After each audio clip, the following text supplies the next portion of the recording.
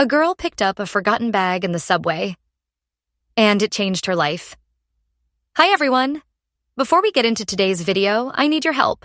We've noticed that the channel's reach has been dropping a bit, and one of the best ways you can support us is by subscribing. It's quick, free, and helps us keep bringing you new and interesting stories. Your support means the world to us, and together we can grow this channel. Thank you so much. Now let's get to today's story. I'm writing from a temporary account for obvious reasons, and I've changed some details to protect my anonymity. The fluorescent lights of the subway car flickered overhead, casting harsh shadows across tired faces. I pressed my forehead against the cool window, watching the darkness rush by outside. Another day at the marketing firm. Another day of being invisible in meetings. Another day of pretending that my life had direction when really I felt like I was drowning in quicksand. My name is Emma, and at 26 I should have had it all figured out. That's what everyone kept telling me anyway. College graduate, decent job, apartment in the city. What more could I want? But sitting there on that grimy subway seat, surrounded by strangers who seemed to know exactly where they were going, I felt more lost than ever. The train lurched to a stop at 42nd Street, and half the car emptied out. In the sudden quiet, my eyes fell on something I hadn't noticed before. A leather bag sitting alone on the seat across from me. Brown, worn at the edges with a brass clasp that had seen better days. Someone had forgotten it, probably rushing to catch their connection. I glanced around. No one seemed to be looking for anything. The remaining passengers were absorbed in their phones, their books, their own private worlds. The bag sat there like a question mark, waiting.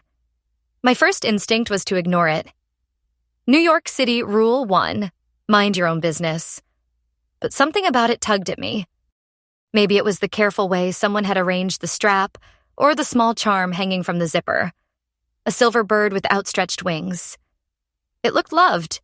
Important. The train began to move again, and I made a decision that would change everything. I stood up, crossed the narrow aisle, and picked up the bag. It was heavier than I'd expected, and warm, as if someone had just been holding it.